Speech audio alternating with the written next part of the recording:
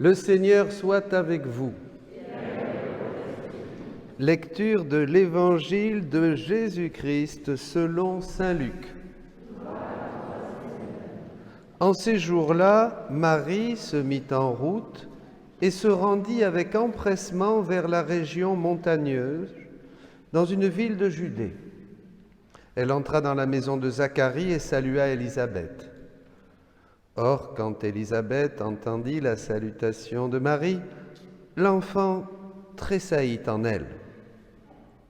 Alors Élisabeth fut remplie d'Esprit Saint et s'écria d'une voix forte, « Tu es bénie entre toutes les femmes, et le fruit de tes entrailles est béni. D'où m'est-il donné que la mère de mon Seigneur vienne jusqu'à moi ?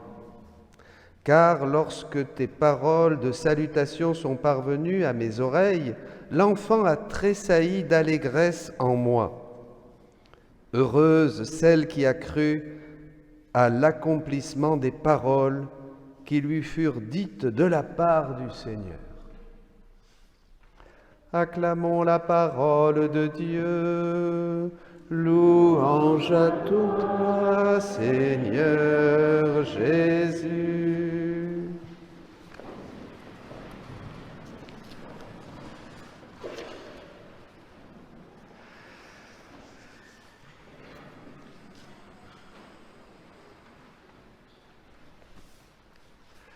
Je remercie le Père Jean-Philippe de me permettre de partager sur la divine volonté. Et je m'en réjouis, cette divine volonté que de plus en plus de frères et sœurs découvrent à travers le monde et qui est vraiment ce que nous attendions. Ce qui va donner pleinement sens à tout ce que nous écoutons aux messes, que nous méditons dans les Écritures. Et oui, déjà Isaïe, ici, on peut reprendre ces Écritures, et c'est extraordinaire, frères et sœurs, de voir comme ça s'illumine quand la divine volonté vient toucher les yeux de notre âme, notre intelligence et tout ce que nous sommes. Alors, où en sommes-nous dans l'histoire du salut? Vous attendez? On attend quelque chose? Vous allez me dire, mais il est déjà venu. Vous n'allez pas me dire que vous attendez Jésus. Il est venu. Il est là. Comme disait le curé d'Ars, il est là à la messe, il est là par la grâce dans nos cœurs. Nous sommes temple du Saint-Esprit. Alors, on fait mémoire. On se souvient d'un événement historique. Il y a combien d'années? Moi, j'aime pas les vieilles histoires, vous savez. On a l'impression qu'on regarde une carte postale, hein, et qu'on va mettre la petite crèche. Non, vous voyez, déjà, ici dans Isaïe, dans le prophète Michée, je vais y arriver, hein, je vais tous les passer les uns après les autres, et puis voilà. Des choses extraordinaires nous sont dites que quelqu'un, un roi, doit gouverner Israël. Bon, Israël, c'est loin hein, quand même d'ici. Hein.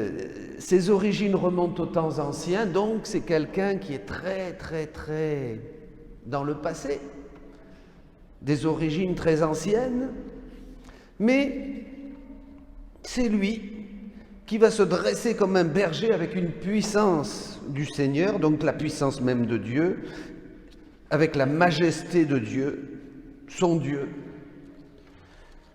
Et nous pourrons habiter en sécurité, car désormais il sera grand jusqu'au lointain de la terre. Nous habiterons en sécurité. Eh bien écoutez, si ça, oui, je crois que c'est Jésus dont on parle. Vous êtes d'accord avec moi, puisqu'il s'agit et toi, Bethléem, Ephrata, le plus petit des clans de Juda, donc Jésus est né à Bethléem. Donc il s'agit bien de Jésus que le prophète Michée annonce sans bien comprendre de quoi il s'agit, mais il est prophète. Donc il annonce, et puis c'est nous qui recevons le fruit de cette connaissance, de cette sagesse, etc. Bon, et d'accord, mais en fait, est-ce que vous voyez, vous, que Jésus règne et que nous sommes en sécurité?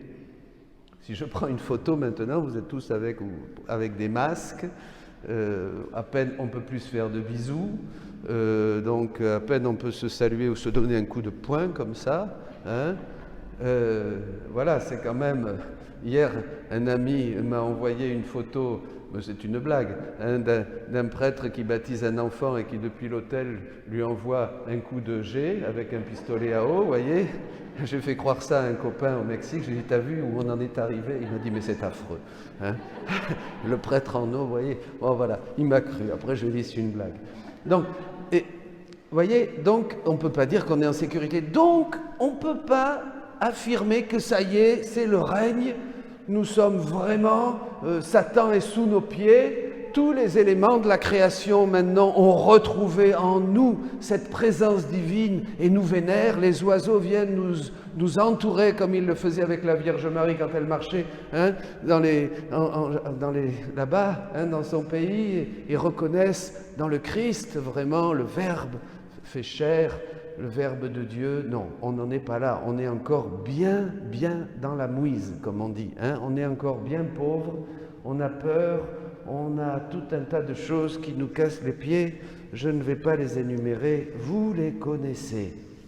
Alors, donc, quelque chose doit venir. Oui. Même dans la vie spirituelle. Je peux vous dire que le jour où on découvre la divine volonté et que l'Écriture s'illumine complètement et nous découvrons où nous en sommes dans l'histoire. Parce que nous, on nous a dit, Jésus est venu, voilà, une fois à Noël, et puis après, il viendra à la fin des temps pour juger les vivants et les morts, et ce sera la fin du monde. Vous êtes d'accord? Donc maintenant, on est planté ici jusqu'à la fin du monde. C'est pas rigolo, hein? Si les choses vont en empirant, je crois que pauvres générations qui sont venues, nos enfants qui sont ici, les pauvres, si on va de mal en pis, comme apparemment... c'est ça, hein, et puis on ne voit pas trop de solutions dans le futur. Vous voyez, alors je veux bien croire qu'on est persécuté et, comme Jésus, et nous souffrons quelque chose de sa passion. Ça, c'est sûr. Ceux qui sont appelés, hein, à souffrir quelque chose avec ce Jésus qui vient et qui nous dit qu'il ne veut plus, qu'il est là pour souffrir pour nous dans cette deuxième lecture et pour s'offrir en sacrifice pour toute l'humanité. Bon. Mais il y a quelque chose qui doit se passer. Jésus est venu à Noël, il y a 2000 ans, historiquement. Il va venir à la fin des temps. Mais en fait, il faut d'abord voir que Jésus, qui est la volonté de Dieu, hein, ici il le dit, « Me voici, je suis venu pour faire ta volonté ». Jésus est la volonté de Dieu incarnée. Il le dit à Louisa, il dit « Je suis la divine volonté ».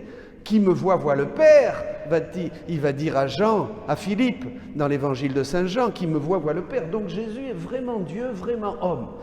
Eh bien, ce Jésus, il était déjà là au début de la création. Vous vous rappelez, très important, puisque Dieu s'est mis dans l'homme, faisant l'homme à notre image et à notre ressemblance, et Dieu s'insuffla dans l'homme, il insuffla une haleine de vie, donc il se mit dans l'homme, parce que l'homme ne pouvait pas vivre sans être complètement habité par Dieu. C'est ça l'homme, comme la Vierge. La Vierge est pleine de Dieu, elle porte Jésus en elle, nous allons y revenir. Donc voilà. Donc, et il a dû sortir de l'homme, l'homme a abandonné Dieu, Adam a péché, et nous nous sommes retrouvés dans cet état de déchéance que nous traînons jusqu'à aujourd'hui.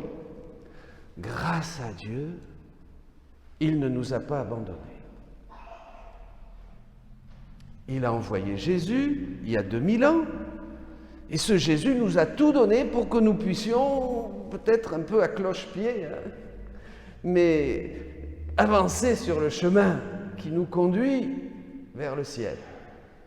Jésus est venu, il a institué l'Église, il a institué les sacrements, l'Eucharistie, la confession et tous les sacrements. Il nous a donné des prêtres, il nous a donné des saints, il nous a donné des docteurs, des théologiens, des mystiques. Là, depuis 2000 ans, là, il en envoie, vous voyez, hein, c'est plus que Michée même. Là, c'est des camions de sainteté, de lumière, de grâce à travers tout ce qu'il nous a enseigné durant 2000 ans. Mais on est quand même toujours dans cette situation qui est relativement, qui est très relative. Alors, est-ce que vous attendez quelque chose? Jésus est venu une première fois donc. Quand il a créé l'homme, il s'est mis en lui. Il est venu, bien sûr, au temps de Noël. Il est venu dans ce Noël que nous allons célébrer. Nous allons faire mémoire de Noël. Et quand de la venue de Jésus. Et quand Jésus est venu, qu'est-ce qui s'est passé? Il est revenu sur la terre. Dieu, la divine volonté qu'on avait bazardée quand on a péché, qui s'était retirée de l'homme, elle est là. Il est dans le sacrement, il est dans la parole, il est dans la prière, il est dans ton cœur. Si tu l'aimes, tu gardes sa parole, dit Jean, et il viendra habiter en toi et tu seras temple du Saint-Esprit, temple de Dieu. Et ce Saint-Esprit en toi, il va pouvoir travailler pour calmer les passions, pour te libérer de tes péchés, pour te faire sentir la joie de vivre avec Dieu, te faire découvrir les frères, vivre l'amour fraternel, cheminer en Église, être heureux. Voilà, on avance. Hein, on fait ce qu'on peut. Dieu nous aime. Mais ce n'est pas tout. Et c'est là où se situe la nouvelle venue de Jésus. Combien de fois Jésus va-t-il venir? La nouvelle venue de Jésus. Déjà, Saint Bernard parlait de 3 venues. Il parlait de 3 venues. La venue à Noël, voilà, Bethléem, la grotte, dont on va faire mémoire, la naissance du Verbe, qui se fait chair. Après, Saint Bernard parlait de la venue à la fin des temps, pour juger les vivants et les morts, il reviendra dans la gloire avec ses anges. Mais entre les deux, il parlait d'une venue intermédiaire, dans les âmes, dans les cœurs. Une venue cachée, discrète, merveilleuse, dont les saints, dont je vous parlais, ont bénéficié et dont tous nous pouvons bénéficier. Et c'est là que je veux vous annoncer quelque chose de nouveau. Dans cette chaîne de sainteté, de beauté qui nous accompagne depuis 2000 ans, il y a une femme dont le Père parlait au début de la messe, Luisa Picaretta. Eh bien,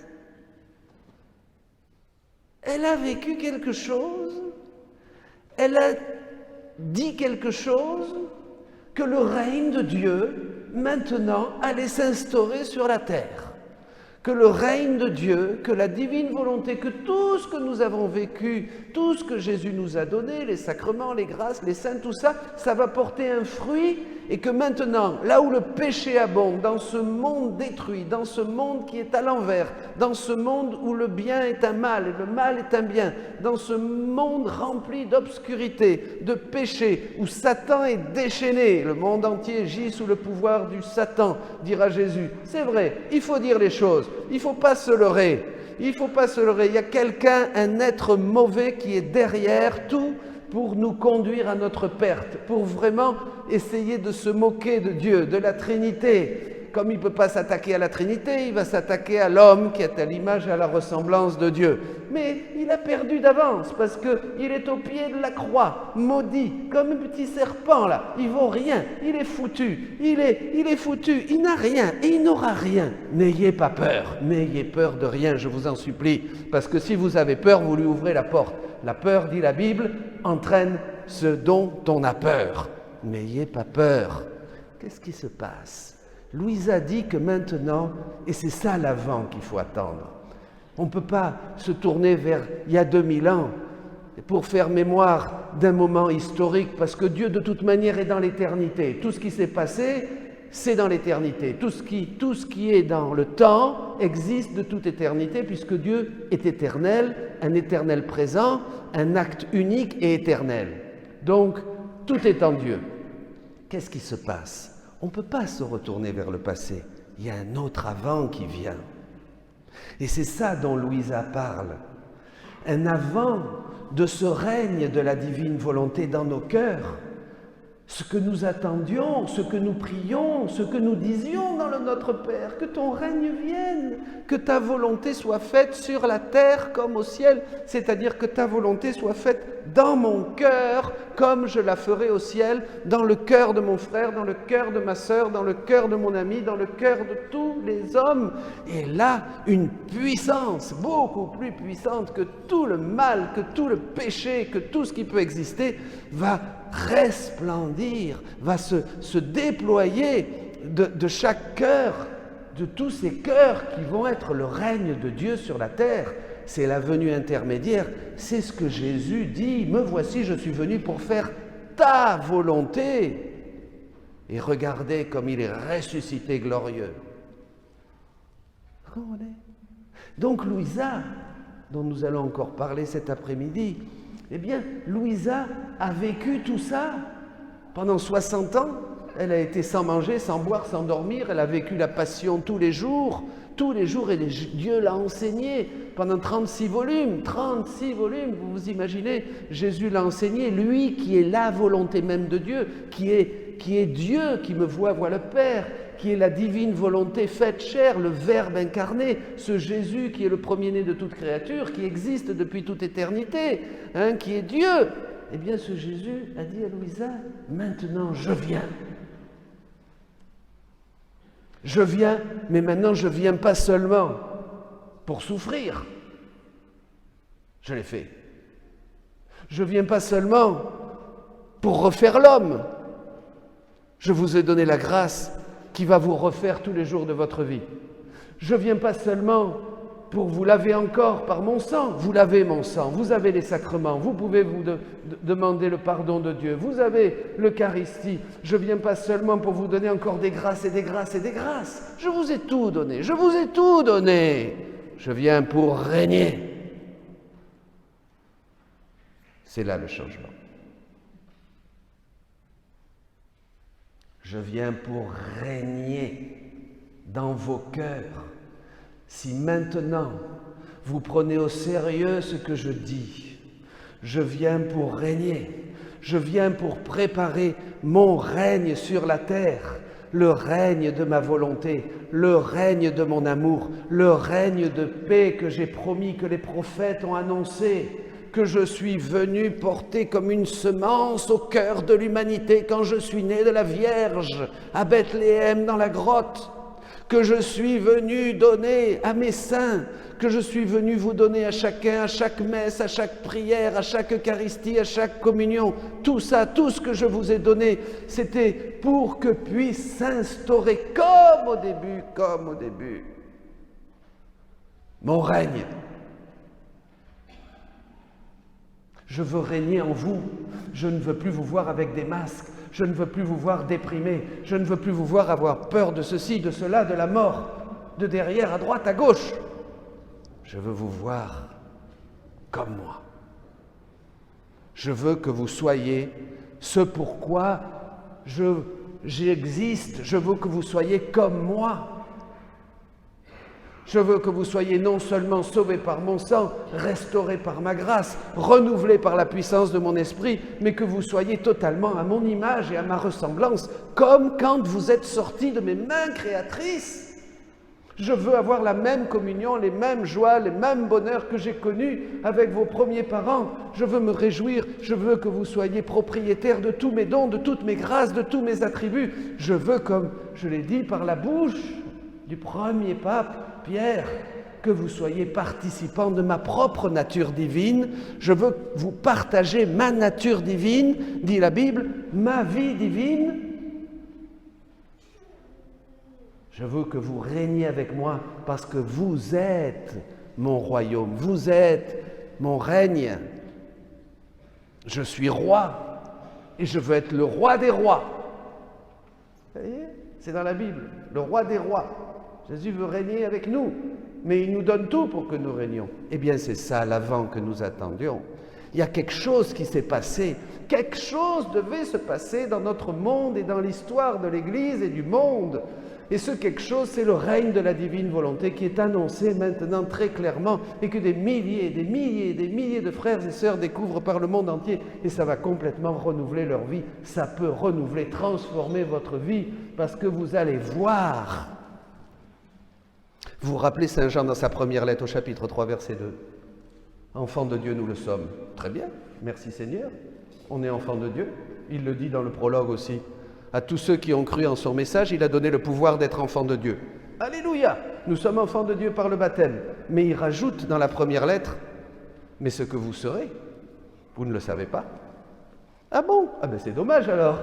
Tout ça pour rien. Toutes ces prières. Il dit, vous êtes enfants de Dieu, mais ce que vous serez, vous ne le savez pas encore. Ah ben à la bonne heure. J'aimerais bien savoir, moi, parce que sinon, alors je vais passer mon existence à ne pas savoir quelque chose de très important, puisque c'est Dieu lui-même qui parle.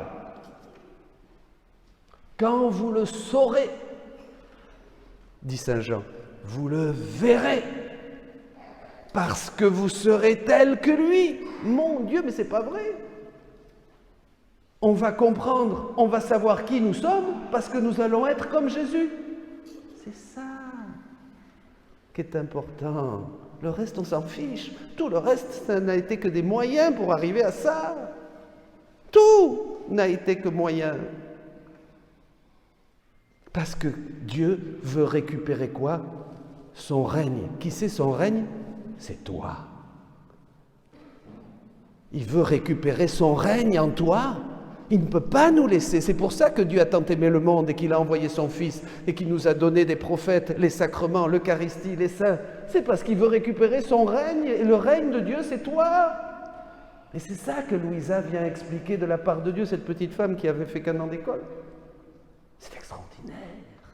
Voilà l'avant.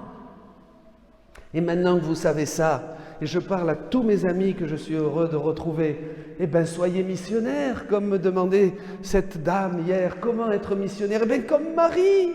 Maintenant, vous allez avoir la divine volonté qui va œuvrer et régner en vous. C'est-à-dire, vous allez être porteur de Dieu, mais pas seulement comme avec la grâce et les effets de la grâce, porteur de la vie réelle. Puisque la divine volonté vient régner, si vous ouvrez votre cœur, elle va œuvrer, elle va agir avec une puissance divine en chacun de vos actes, dans toutes vos pensées, dans tout ce que vous dites. Vous allez être porteur de Dieu. Et là, vous allez faire comme Marie, vous allez aller vers les autres. Mais vous allez aller vers les autres avec Dieu lui-même. Vous allez être missionnaire de cette divine volonté pour que ce règne, faire connaître ce règne aux autres. Extraordinaire. Voilà, mes amis. Bien, je vous dirai, si vous entendez ces choses aujourd'hui, et si elles touchent votre cœur, je vous dirai comme Jésus. Bienheureux êtes-vous d'avoir des oreilles pour entendre ces choses, d'avoir des yeux qui commencent au fil des lectures, au fil de tout ce que Jésus dit dans la parole et dans les écrits de Louisa, dans la Bible et dans le livre du ciel, de tout ce que Jésus vous révèle, des choses qui sont à venir, des choses du ciel, de tout ce qui révèle de lui-même. Vous le verrez parce que vous serez tel que lui. Jésus te révèle qui tu es. Vous savez, le plus grand obstacle que nous avons, c'est que nous ne savons pas qui nous sommes.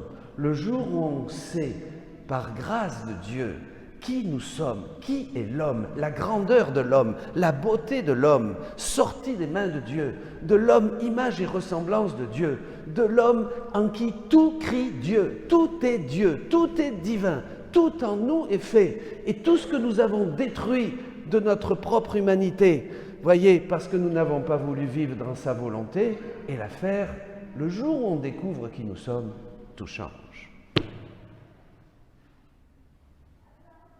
Heureux êtes-vous. Je souhaite que tous nos yeux, tous vos yeux, tous nos cœurs se tournent maintenant vers cet avant que Louisa a vécu, cet avant qui se prépare, cet avant qui dit que le règne est en train de s'installer dans les cœurs, sur la terre, pour que nous connaissions très bientôt, en Dieu il n'y a pas de temps, une nouvelle ère de paix, de joie, de bonheur qui va préparer le retour définitif de notre glorieux, majestueux, magnifique, si beau, bien-aimé, Rédempteur, Jésus-Christ, notre Seigneur. Amen.